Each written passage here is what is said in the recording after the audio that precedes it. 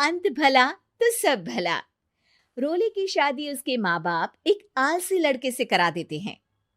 चलो, रोली की शादी हुई और हमने गंगा नहाई। और क्या, बेटियां तो होती ही हैं बोझ। हाँ, पर अब क्या चिंता, उतार तो दिया बोझ तुमने, अब वो लोग समझे। ससुराल में रोली का पति कहता है, देखो, मैं कोई काम नहीं करता, ये बात तुम्हारे मम्मी पापा को बता दी थी मैंने। अब जो किराया आता है दुकान का, उसी से घर का गुजारा करना है। कभी भूल से भी कोशिश ना करना किसी चीज की डिमांड की। क्या मम्मी पापा को पता था कि आप कोई काम नहीं करते?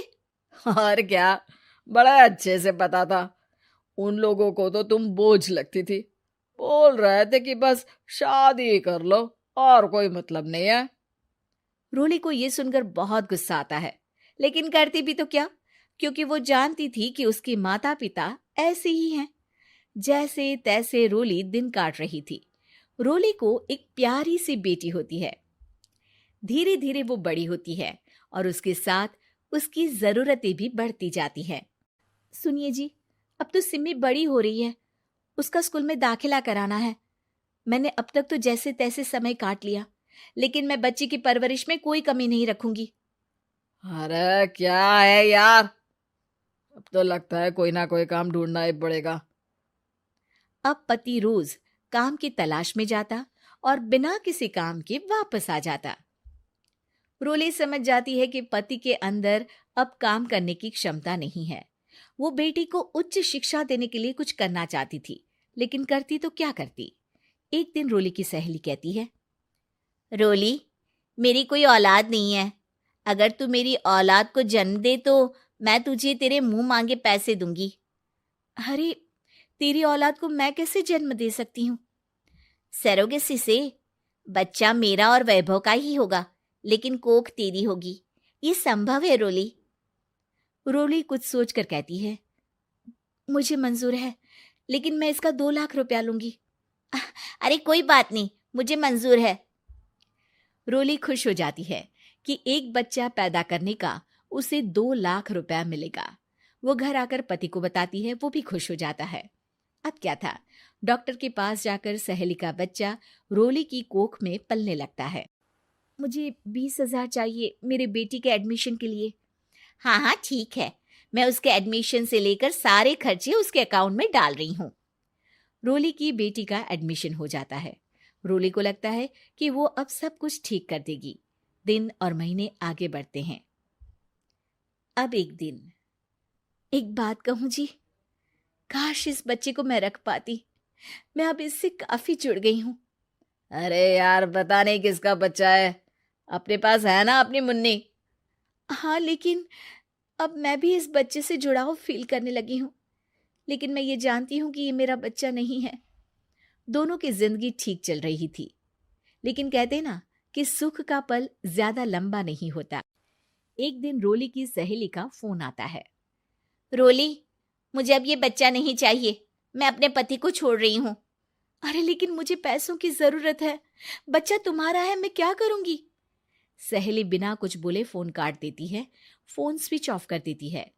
लेकिन रोली के जीवन का तूफान यहीं नहीं रुकता। रोली, मैं इतना भार नहीं उठा सकता। आज पढ़ाई का पैसा मांग रही हो, कल को शादी, कॉलेज और पता नहीं क्या क्या। मैं तुम्हें छोड़ रहा हूँ, अपनी बच्ची उठाओ और निकलो इस घर से।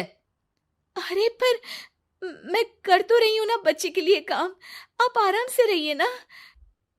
क्या काम कर रही हो, देख रहा हूं मैं। ये छोटा शहर है, यहाँ लोगों को बात बनाते वक्त नहीं लगता। तो मैं क्या करूं? ज्यादा पढ़ी लिखी नहीं हूं, कैसे घर के खर्चे चलाऊं? और आप तो काम करना ही नहीं चाहते। हाँ, ना चाहता हूं और ना ही करूंगा। रोली को पति की बात पर काफी गुस्सा आ जाता है। ठीक है, अगर मेरे जीवन में संघर्ष ही लिखा है तो वही सही। इस वक्त पति होने के नाते आपको मेरा साथ देना चाहिए था, लेकिन नहीं, आपने तो इस हाल में मुझे घर से बाहर निकालने की बात कह डाली। देखो, ये सारी फालतू की बातों के लिए वक्त नहीं है मेरे पास। रोली, जिसकी कोख में किसी और का बच्चा था और साथ छोटी सी बेटी, पति का घर छोड़कर रास्ते पर आ जाती है। रोली के पास मायके के सिवा दूसरा कोई रास्ता नहीं होता। अरे रोली कैसी है? कितने दिनों के लिए आई है? हमेशा के लिए माँ। वो माँ को सारी बात बता देती है। ओए लड़की, इतनी हिम्मत का काम कर लिया।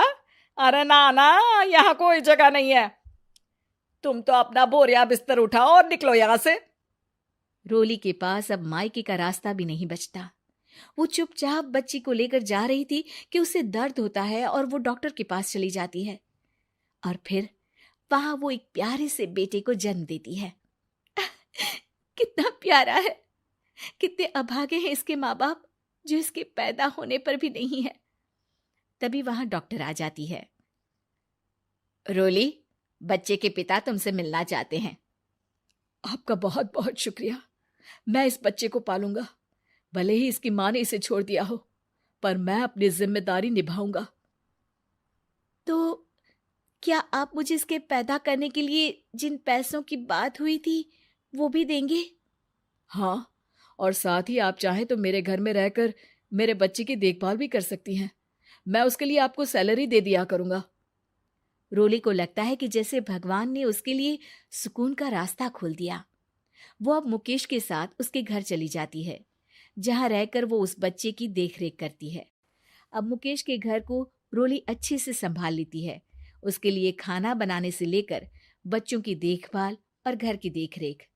धीरे धीरे मुकेश को रोली से प्यार हो जाता है। रोली, तुम्हारी बेटी और मेरा बेटा बिल्कुल भाई बहन की तरह साथ रहते हैं।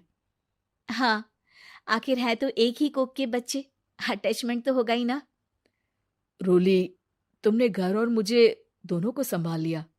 ये तो मेरा काम है। आपने भी तो मुझे छत दी जिससे मैं अपनी बेटी की पढ़ाई और भविष्य के लिए पैसे जोड़ सकूं। अब रोली, क्या तुम मुझसे शादी करोगी? अब मैं जानता हूं तुम्हारी भी शादी कुछ खास अच्छी नहीं रही। रोली को मुकेश की बात ठीक लगती है। वो उसे हाँ बोलने की सोच ही रही होती है कि उसके पहले पति का फोन आ जाता है। रोली, मैं बहुत परेशान हूं। मेरा एक्सीडेंट हो गया है। मैं चाहता हूं तुम वापस आ जाओ। रोली को पुराने पति की चिंता होने लगती है। वो सोचती है कि वो क्या कर रही थी।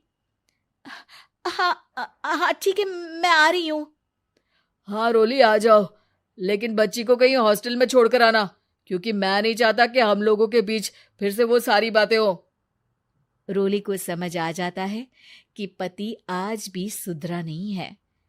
वो पति के पास जाने से इनकार कर मुकेश को हाँ कर देती है।